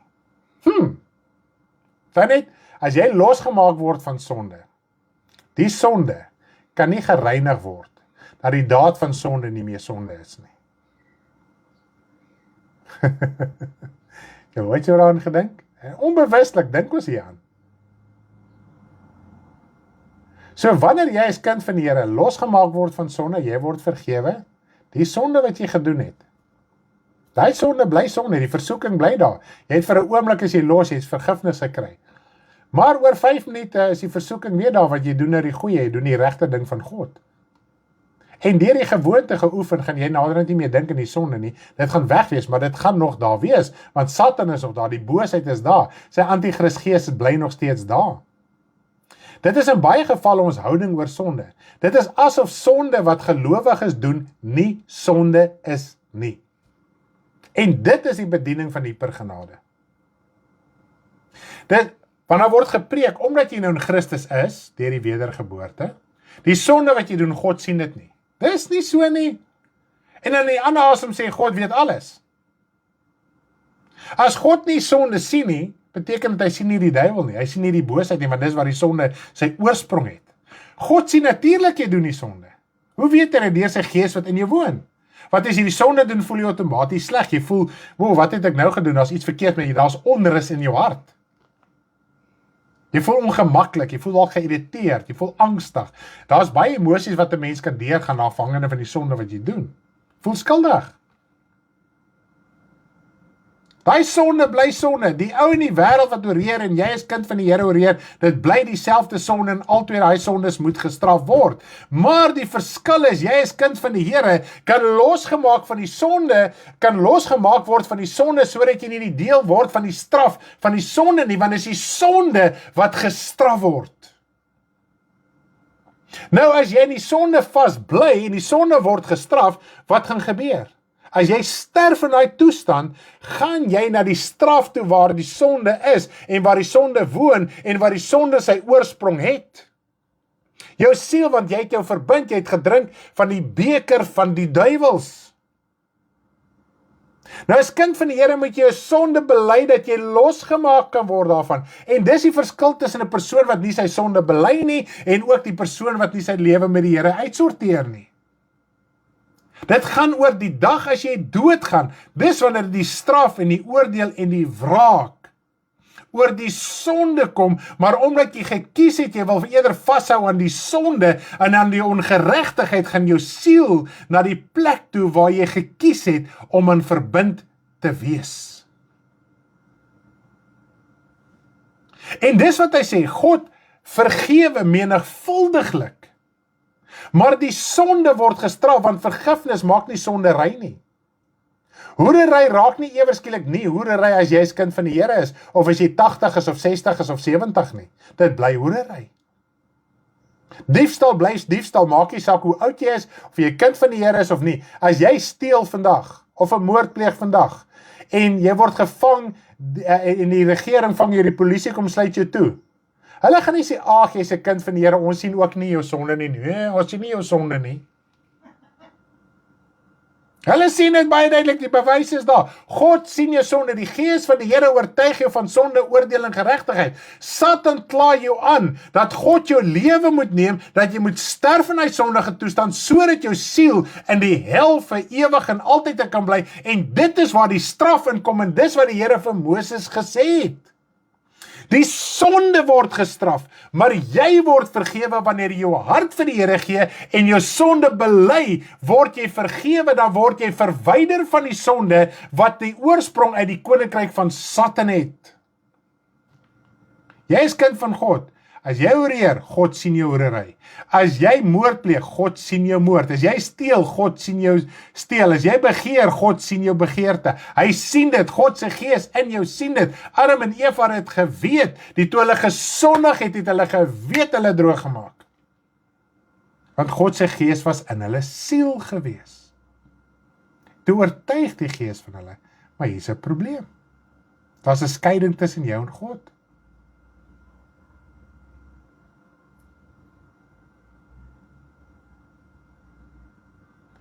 En dis die groot ding, genade is groter as sonde.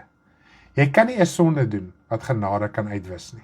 Ek wil nie praat oor die sonde van die lastering teen die Heilige Gees nie. Dis 'n onvergeeflike sonde. Dis in die Bybel ingeskryf. Dis wanneer jy, net om dit gou kort te noem, want ek weet daar gaan 'n vraag opspring, as jy dit nog nooit gehoor het nie. Die beginsel van lastering teen die Heilige Gees, as jy moetswilliglik met 'n bewussyn, jy weet wat jy doen, spreek teen die werking en dinge van die Heilige Gees. Dis lastering teen die Heilige Gees. Dis wat Jesus sê, jy kan 'n woord teen my en teen die Vader spreek, dit sal jy vergewe word. Maar nie as jy 'n woord spreek teen die Heilige Gees nie. Want Jesus het mense gesond gemaak, duiwels uitgedryf, toe sê hulle vir hom, maar jy dryf duiwels uit deur die owerste van die duiwels. So hulle dit wat Jesus gedoen het, die Gees afgemaak as duiwelse werke.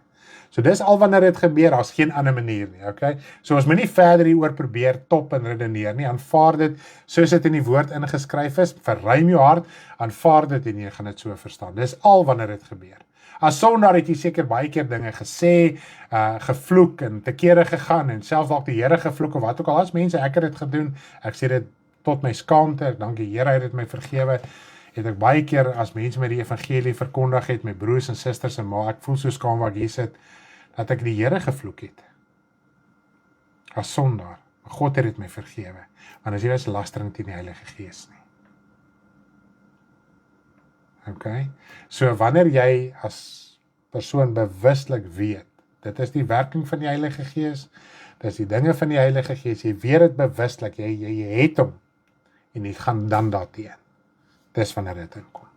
Okay? As jy net teruggesak het, en jy hou maar net by jou eie, jy het nie gelaster teen die Heilige Gees nie.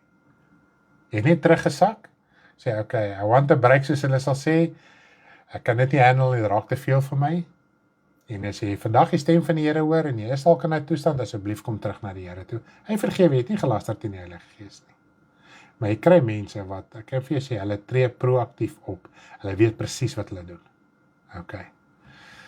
Maak dit vir hulle sin, ek wil sommer net huil, en dink, Here, maar ons word vasgehou deur soveel onnodige dinge. En dit is wat die Here ons in hierdie bediening leer. Kom los van hierdie leerstelling. Nou, moenie dat daai Bybelvers en daai dagstukkie nou weer gaan weggooi van dit wat die Here jou vandag leer nie. Ons verstaan om skadelike dinge in ons lewe uit te dryf en onsself daarvan te distansieer. Is dit nie so nie? Ons weet as jy daai ding jou skade gaan aandoen, jy verwyder jouself, jy kry dit uit jou lewe uit, selfs mense wat jou skade aandoen. Dis nie te sê jy is verbitter teenoor hulle nie. Jy wil net nie langer, en ek meen, dis 'n ding wat Jesus ook ons kom leer het, as iemand julle bly teestaan, as iemand die woord nie wil aanvaar nie, gaan aan met jou lewe. Moenie gaan stilstaan en bly seer kry nie, want dit is waar verbittering inkom. Nou dit wat geestelike skade veroorsaak in God se koninkryk, verwyder God ook as sy koninkryk het, en dit word verwoord as straf. Wanneer jy uit God se teenwoordigheid uit is geestelik, dit is straf. Dis die ewige oordeel. Dis die wraak van God oor sonde. Want maak nie saak hoe vol vergifnis God is nie. Want sy wese is vergifnis, en so ook die Here Jesus. Dit kan nie die sonde sondeloos maak nie. Okay? Ek dink ons het hom so. So kind van die Here, as jy gesondig het, God sien jou sonde baie duidelik. Dis nie eweskielik nie sonde nie. Anderste moet elke mens op aarde hemel toe gaan, en tog sê Jesus, die meerderheid gaan hel toe, die meerderheid gaan die hemel toe, en hoe nou, is God dan verdeeld en partydig in sy vergifnis? Die wat hulle hart oopmaak, om die offer te aanvaar, wat deur God gestuur is, ontvang daai vergifnis om losgemaak te word van sonde, sodat jy die ewige lewe kan ondergaan, en nie die straf van die sonde, en hulle wat verkies om die sonde te doen, en natuurlik uit Satan word die sonde voortgebring. So as jy kies om dan vast te hou, jy kies self om eendag daar te wees. Goed. Nou, sonde word weggedryf, en wanneer ons aan die sonde vashou, word ons saam met die sonde weggedryf. Nou dat ons die beginsel van vergifnis verstaan, gaan ons terug na ons aanvanklike vraag, wanneer het vergifnis begin? So ek sien almal verstaan dit, en so mooi, lekker dagie almal, ons het 'n afspraak by ons Vader. Voel ook so wil net huil voor die Vader. Ag, prys die Here, lallies. Wow, ek sien almal verstaan so mooi. Ons moet oorwin tot die einde toe, ja, nie tot oor 'n jaar of 2 nie, of oor 5 jaar nie, tot die einde van jou lewe op aarde. Of jy nou doodgaan voor die wederkoms, of tot die wederkoms, nou ja, prys die Here, ons moet vashou. Ons word vanoggend aangemoedig, né? Tot en met die dag, toe die Heilige Gees uitgestort, was dit die Ou Testamentiese tyd vir die mense op aarde. En dit moet ons nou verstaan. Tot die uitstorting van die Heilige Gees, tot op daai dag, was dit Ou Testamenties.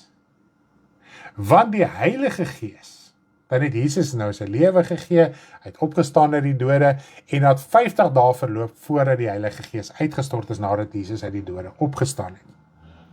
Nou, die Here Jesus het gesterf, en toe as jy sterf, dan raak 'n testament eers bekragtig. So die hele tyd wat die Here Jesus op aarde was, het hy die Nuwe Testament saamgestel, die Nuwe Verbond saamgestel. Okay? En tot en met die uitstorting van die Heilige Gees, want Jesus het nog vir 40 dae nog opdragte en bevele vir sy disippels gegee. Dit was alles nog Oud-testamentiese tyd, vir die mense op aarde. Want die Ou Testament was anders te geoordeel as die Nuwe Testament. God het verlossing vir Israel beloof op aarde, omdat die nageslag, die belofte uiteindelik deur Jesus gekom het, moes daar 'n vleeslike nageslag gewees het. En hierdie vleeslike nageslag was die Israeliete of Jode gewees, en God het aan hulle ook verlossing en genesing en vergifnis beloof, sonder die uitstorting van die Heilige Gees. Dit was volgens die Ou Testament. En almal wat gesterf het, was siele gewees. Hulle het nie meer aardse liggame gehad nie. Hulle het al klaar die straf van hulle sonde ontvang, en so ook die persoon, die man op die kruis. Hy het gesterf in die Ou Testamentiese tyd. Nou toe die Heilige Gees uitgestort was, toe was die seël, en daar's soveel skrifte wat dit sê, was die seël van God gesit op die Nuwe Testament. Toe is die testament van Jesus bekragtig, want hy het klaar gesterf. En ons weet, in die vlees moet dit tyd vat om te verloop. Dinge kan nie net so gebeur nie, want daar is logistieke dinge wat moet plaasvind. En God moes dinge demonstreer in die Ou Testament vir hulle om te wys, Jesus het gesterf, hy het opgestaan, dis wat gebeur het, en dis hoekom die Heilige Gees met vuur en sigbare teken op hulle verskyn het, sodat hulle kan verstaan, wow, dis die belofte, van daarna moet ons dit in die geloof aanvaar. En doen soos die opdrag in God se woord, en deur geloof aanvaar. Ons verwag nog te veel fisiese ervarings. Ons gaan dit nie kry nie, dit moet in jou binneste uitkom, in jou binneste moet daar vrede wees, in jou binneste moet daar iets met jou gebeur. So tot en met daai oomblik, wat die Heilige Gees uitgestort was dit Ou Testamenties, want toe was die seël van God op die Nuwe Testament geplaas en verseël en vasgemaak vir hulle wat op die aarde was. Want die Heilige Gees was nie uitgestort op aarde soos in die geestelike wêreld soos op die aarde nie. Soos wat die mense hulle harte oopgemaak het waar Jesus vir hulle gaan predik het elkeen sy hart oopgemaak en elke individu het die Heilige Gees ontvang en so kon hulle uitgelei word na God se koninkryk toe. Maar vir ons wat op aarde is, was dit die aanbreek, die begin van die Nuwe Testament. Toe, want as jy net kyk na Petrus se lewe, tot by die laaste oomblik waar Jesus opgevaar het na 40 dae, het Petrus, dit lees jy in Handeling 1, het die disippels al gedink, Jesus het gekom vir 'n aardse saak, 'n aardse verlossing, dat u weer die koninkryk van Israel weer gaan oprig. En Jesus sê, jy het nie nodig om hierdie dinge te weet nie. Hy het dit nie ontken nie, hy het nie erken, dit gaan gebeur nie. Want hy het geweet, maak nie saak wat hy nou sê nie, hulle gaan niks verstaan nie. En toe die Heilige Gees uitgestort was, die eerste woorde wat Petrus spreek, toe sien jy, hy het 'n geheel en al anders te verstaan, as wat hy gehad het 10 dae gelede. Want wat het hulle vir 10 dae gedoen? Hulle het nie vir 10 dae daar gesit en gerelax en hulle self besig hou met die sonde van die dag nie. Die woord sê hulle was in smeekinge en gebede dag en nag. Hulle het hier rond gaan loop en gaan shopping doen en aan die kant toe en aan daai kant toe net gou vir 5 minute gebid en dan 3 minute gou dit en 6 minute gou dit en die ander keer besig, maar hier moet hulle sondige dinge nie. Nee, hulle het gebid, hulle het God gesoek. Hulle het ook nie geweet die Heilige Gees gaan oor 10 dae uitgestort word, hulle het dit nie geweet nie. Toe die Heilige Gees uitgestort was, kon hulle sê, okay, ons het 10 dae gebid. So, ons soek baie keer dinge, ons soek nie God nie, maar dan soek ons altyd baie dinge wat uiterlik vir ons is, wat ons verstaan nie ons geestelike saak nie, ons verstaan nie die werklikheid van die geestelike dinge nie. So toe die Heilige Gees uitgestort was, Toe breek hy vergifnis in die mens op aarde deur, want toe kon die Heilige Gees dit bevestig het. En in daai 10 dae kon elke persoon sy lewe in oënskou geneem het. Ek meen as jy vat toe Jesus nou opgestaan het uit die dode, dis asof die disippels nie geweet het wat se kant toe, en op die einde van die dag het hulle tot gaan visvang. Kyk, kom ons gaan maar terug na ons vorige lewe toe. So daar was 'n soort van bietjie van 'n afvalligheid. En in die 10 dae, ek dink daar was definitief sondebelydenis, daar was definitief bekering, daar was definitief, hulle het hulle saak voor God uitgesorteer. Toe kon God die 10de dag die Heilige Gees op almal uitsorteer, want toe is almal se saak uitgesorteer. Hulle het besluit, hulle gaan breek met die sonde, die ongeregtigheid, dit wat hulle in geleef het hulle besluit, hulle gaan vasmaak en hulle gaan die Here dien. Toe kon die seël op hulle kom. En tot vandag toe nog, hulle wat God soek, hulle wat die Here soek, hulle wat deel is van die bekering, wat die wedergeboorte deelagtig geword het, wat se sonde weggewas is deur die doop. Jy ontvang vergifnis. Want dis wat die woord sê, om vergifnis te kry, moet jy jou bekeer. Dis wat Petrus duidelik vir hulle gepreek het. Broeders, bekeer julle. Word gedoop dat julle sondes weggewas word, al jou vorige sondes weggewas kan word. En julle sal die Heilige Gees ontvang. Dis nie, jy word bekeer, doop, Heilige Gees ontvang nie. Hy sê net, wanneer hierdie gebeur, sal jy die Heilige Gees ontvang. Nie later, nie voor nie, jy sal die Heilige Gees ontvang. En ons leer nou uit alles uit die evangelie, soos alles saam sit, jy ontvang die Heilige Gees die oomblik, wanneer jy jou hart vir die Here gee. En dan jy weet ook wanneer die Heilige Gees in jou hart is. As jy daar begeerte en drang het, om jou lewe met die Here reg te maak. Ek het uit 'n kerk uitgekom wat ek nie eens geweet het wat is groot doop nie.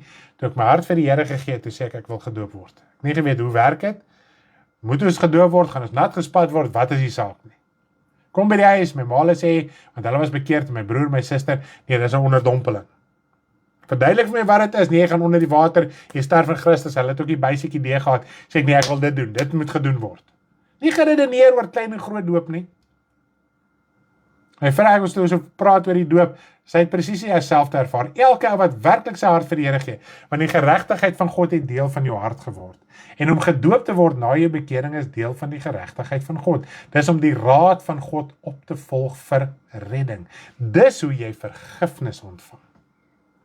Dis hoe ons dit nou ontvang. Maar om te redeneer en te probeer uitpleis hoe dit in die Ou Testament gewerk het, met die nuwe verbond gaan jou in 'n verwarring bring. Jy moet begin skeiding maak tussen Ou en Nuwe Testament. Dit is Ou Testament, dit was die woord van God. En ons leer daaruit, ons weet waar ons nou vandaan kom. Ons weet, ons wil nie weer terug gaan soontoe nie, ons wil nie terug gaan na die vloek toe nie, ons wil nie hel toe gaan nie, ons wil nie weer onder 'n vloek lewe nie, ons wil nie die wraak deelagtig word nie, ons het nou 'n hele Ou Testament, dat ons dit kan verstaan, ons wil nie terug gaan soontoe nie. Ons wil nie die prys betaal wat hulle betaal het nie, ons het een kans. En as ons dit kan begryp en verstaan en vasmaak in ons hart, gaan mense hier ook nie rondslingers, hulle kom met hierdie Joodse gebruik in die Christelike kerk nie. Sê het vir hom, sorry, ek glo nie daaraan nie, ek is vrygemaak deur Christus, ek is nie in die Ou Testament nie, ek is nie deel van die vloek van die wet nie, ek lewe nie meer onder veroordeling, jammer, ek neem nie jou evangelie aan nie. Jy hoef nie nodig om uit te brei nie. My vriend, jy moet op bekering kom, en as jy tot bekering gekom het jy ver teruggeval, jy moet jou ywerig weer bekeer. Dis wat ek doen met sulke mense. Sê, as jy bekeerd is, het jy ver teruggeval. As jy nie bekeerd is, jy moet jou saak met die Here regmaak. So prys die naam van die Here. Ek glo die Here het vanoggend lekker met ons gepraat en gesels vanuit sy woord uit.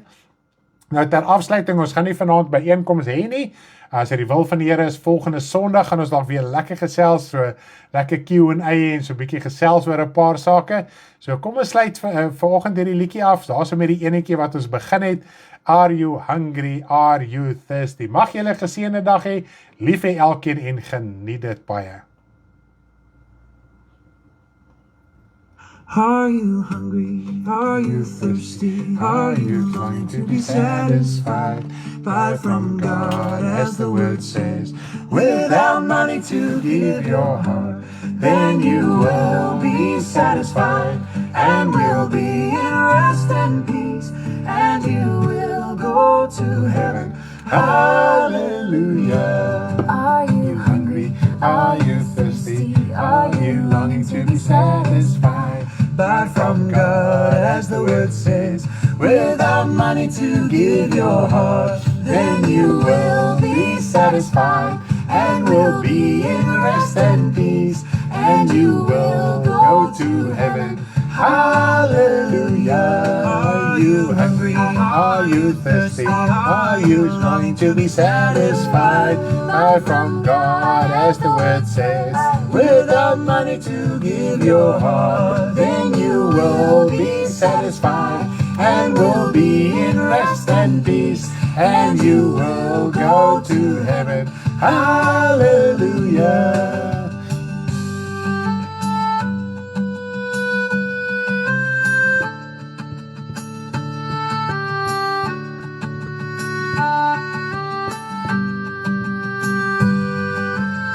Nou Dinsdag, waterdoop. Prys die Here.